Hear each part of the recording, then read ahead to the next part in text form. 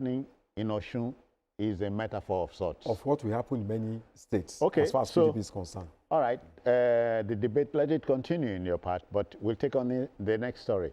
May we state that Oil Prospecting License, OPL 245, refers to the long-standing dispute over an agreement paving the way for the development of one of Nigeria's most significant deep-water resources. The deal in question dates back to late General Abacha time. The resolution of the dispute was engineered by President Bola Tinubu. Now, a former Attorney General of the Federation during the President Goodluck Jonathan administration, Mohammed Bello Adoke, welcomes the development but demands an apology to him, saying the humiliation he suffered over the dispute was unwarranted. OPL 245 was unilaterally revoked by former President Obasanjo in 2002. What a long walk to freedom. This is That's for OPL 245. It's a story of intrigues and of shattered hope, of buried dreams and aspirations of Nigerians. It's a story of corruption, deep-seated corruption in the Nigerian oil sector. It's a story of shame, but also a story of some sort of victory, that at the end of the day, we have a government that feels that, look, let us go into business and put aside what has happened in the past. This problem has been dragging on since 1998, when OPL 245, located in Niger Delta, it's about 150 kilometer stretch, and houses about 9 billion barrels of oil, potentially, and can add at least about 150,000 barrels of oil per day to Nigerian national output. So it's a kind of huge resources that has never been exploited in Nigerian history. So what the military government did in 1998, and these are some of the terrible things, just one of them, that the military governments in the past did. They award contracts without bidding, without transparency, without accountability. This contract was awarded, to the OPL, to Malabu company, believed to be owned by Abacha's son. Somebody probably had no expertise in oil exploration, probably with just a briefcase, $20 million, and he paid only $2 million out of that money. And what he did now was to seek technical expertise with foreign organizations. And in reality, if you are to go into oil exploration, the first requirement is that you must have the expertise before you can even be given that kind of contract to be, So it was, they were at that level until 2021. They couldn't move forward because they were not actually competent to handle that job. So when President Obasanjo decided to review the contract, he gave the contract again to Malabu in 2001. But 3 months after, that contract was revoked. And then President Obasanjo now asked for bidding.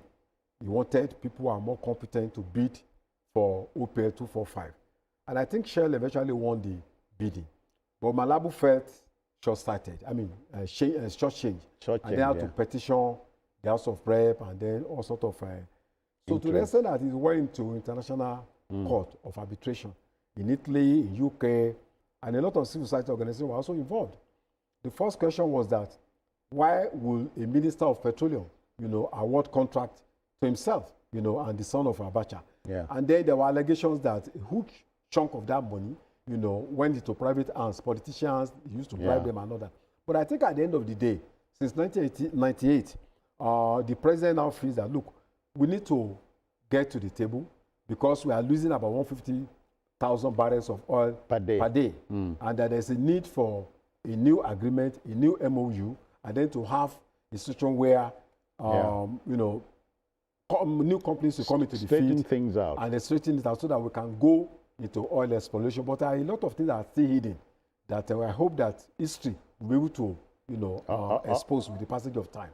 Yeah, BKO, please, you have to intervene here. So OPL 245, the wahala about it is gone. So thanks to President Tinubu. Where do we go from here?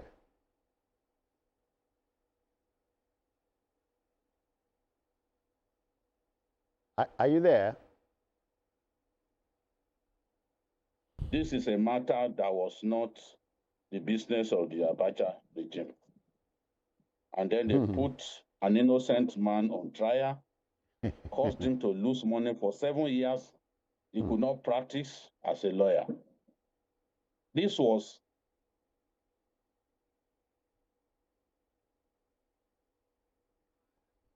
an internal squabble between an oil company.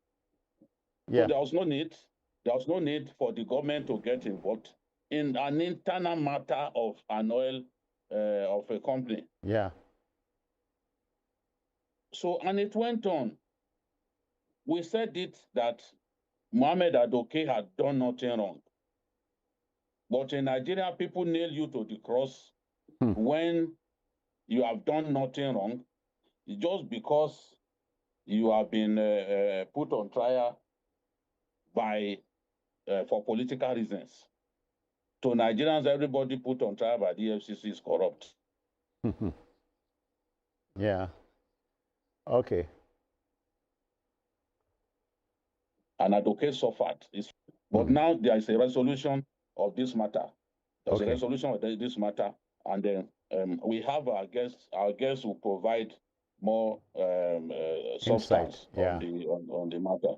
All right, let's quickly join energy security activist Majid Dahiru. He's waiting patiently in our studio at Abuja. He'll give us more insight. Majid, I greet you. Welcome. How do you do? Hey, thank you very much, sir.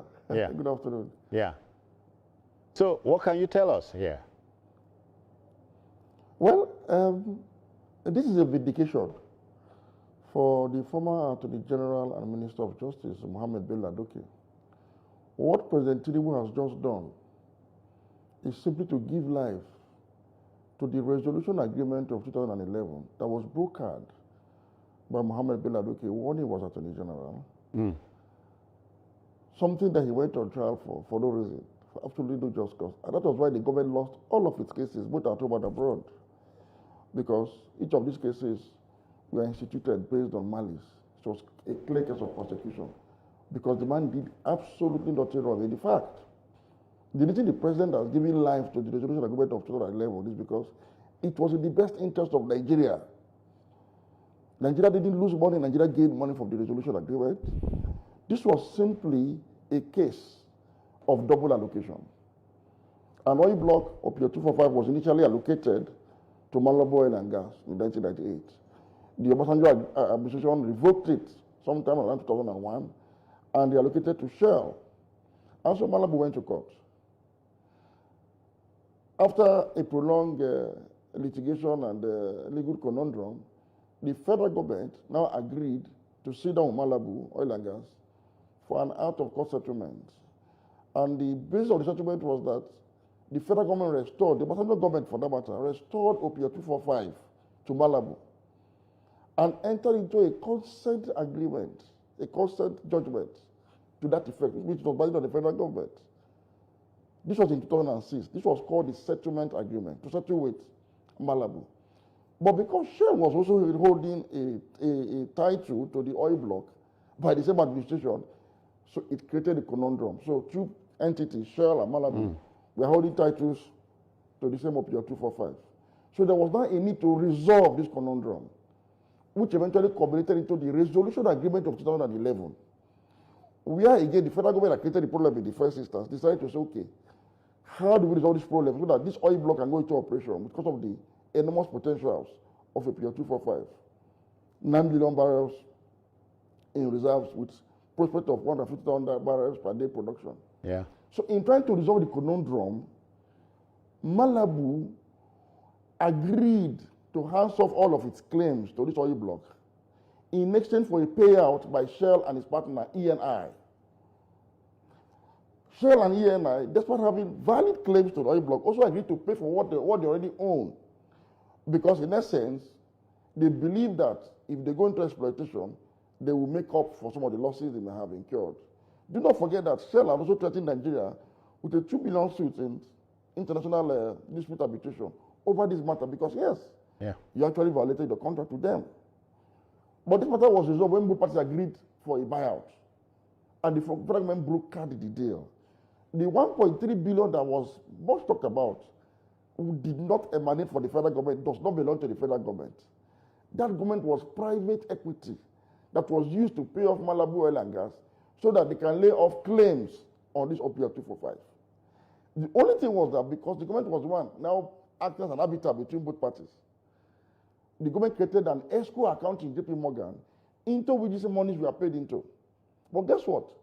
The federal government deducted its own share from that money, $210 million, as signature bonus, and transferred the rest to Malabu, which now resolved the problem and freed up the oil block for ENI, Shell, and other partners to begin to exploit. But there was a problem. The Abacha family came out suddenly to say that they are the owners of Malabu as an entity, and by extension, they own OPL 245. So the money should come to them. Whereas their own oil minister, Etete, was actually the legal entity that brokered all of these agreements with the federal government. And so Mohamed Adoke, as an Attorney General of the Federation, advised Mohamed Abacha to say this is a clear case of shareholder dispute. Yeah. So approach the courts and get the relevant judgment. Otherwise, the government cannot stop an ongoing process just because you said so. So what did the young man do?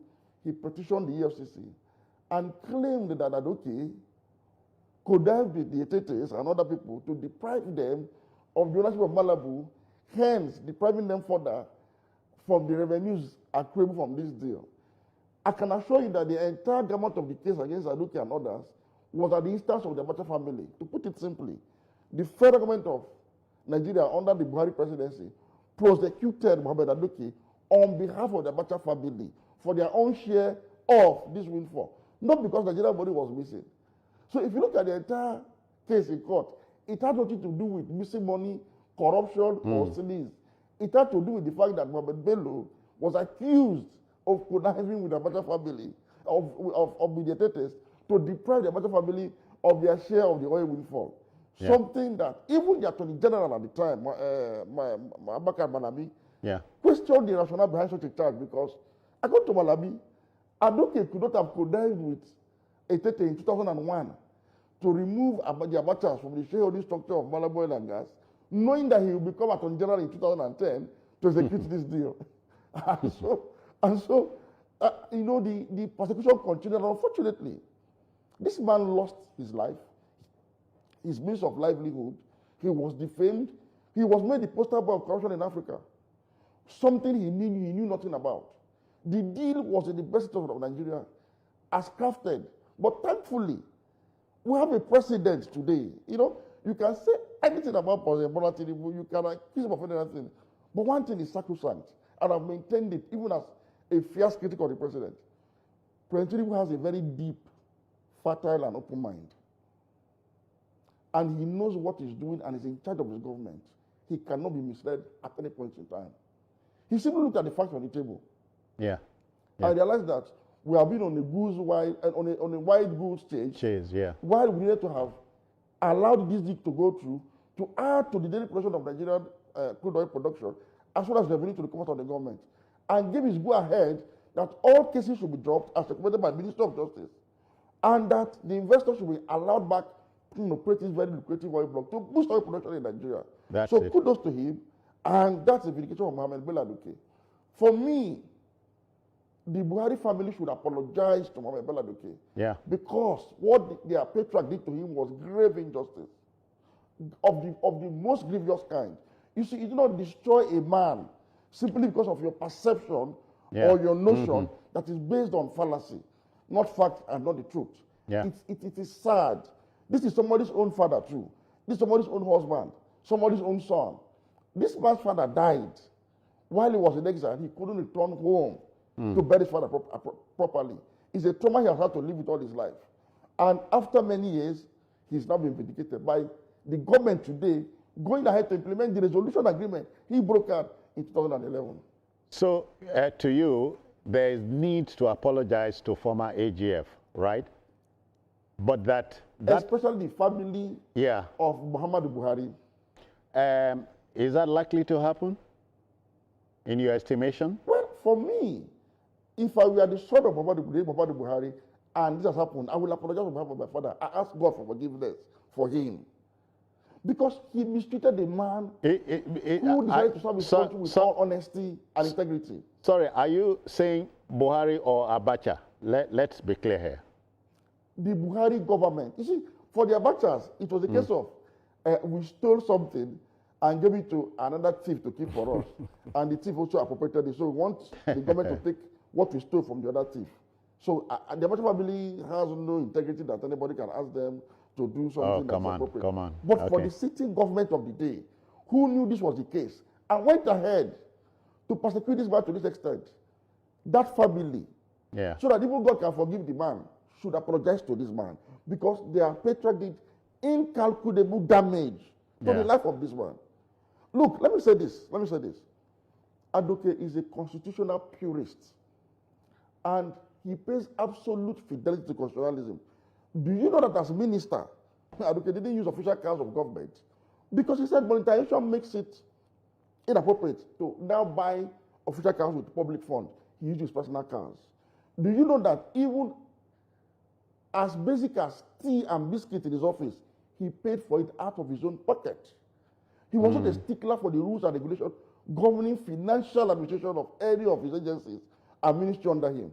So a man that lived such a careful life in public service, only to be confronted by something that he did in the interest of the country that was twisted and made to look like a grand corruption, and was now chased all over the world, to the point that he was harassed, he was maligned. Nobody would give Adoke a brief when he was standing trial for such an accomplished lawyer. So the question will be, how has he been surviving in the last 10 years as an adult, as a father of a family? So it is such a serious issue that that family should apologize to him. The federal government has done its own part by acknowledging that what this man did in 2011 is in the interest of this country. It is illegal. It is in the interest of this country, and we thank him. But the family should apologize to him. Okay, Majid, let me underscore what you said, which is President Bola Tinubu, like a Daniel come to judgment, has put an end to the case. He himself was a player in the ministry, so he understands. He understands the business. He understands the nitty-gritty of what has happened. And so I said he is a man of. He has a very deep and fertile mind that is very open. I get that. And so when the Minister of Petroleum, Minister Lokobri, who also, I can tell you for free, is one of the best performing ministers in this cabinet. So look, we want to boost oil production. I've looked at all of this. That's where I'm going. 150,000 barrels. And we can go to unlock these potentials. Can 150,000 barrels per day can go a long way in helping Nigeria meet the OPEC quota, which is still outstanding. Because the Minister of Petroleum has said we have a vision for 3 billion barrels per day within the shortest possible time. It is good for leadership to have a vision and then work towards that vision. And so they worked hard to say, look, we have an asset that is wasting away. And the government has stake in this oil block. Meaning for every production there, the government has enormous benefits. So why would we keep it down and be pursuing something that wasn't missing in the interest of one family? You deploy government resources, government energy to prosecute an individual on behalf of one family's interest, not the interest of the federal government, or that money was misappropriated or missing from government coffers. No. One family. Most Nigerians didn't know that the entire Malabu saga was on behalf of the Abacha family. Most Nigerians don't know this. It's unfortunate. When you mention Malabu, the name Dan Etete comes to mind. Exactly. So, Majid, look at this. We say we pour oil on troubled waters. What do we pour on troubled oil? Our oil is troubled. I'm sorry about that. I think the PIA. I think the PIA has brought some stability and sanity to that industry. And like you rightly pointed out, we have a president that was a player in that industry. If you interact with the Minister of Petroleum Resources, Oil, Minister Heineken Lokobri, he will tell you that the president sits behind his table and he uses executive instruments, executive orders, to clear the way immediately to allow for investments to come in. So in essence, what the body said is simple. When I go all over the world to look for investments, and there are hurdles or impediments along the way, the president sits behind this table and immediately, instantly, assents to instruments that will clear the log, the hurdles on the way to allow for such investment. And they have achieved a lot.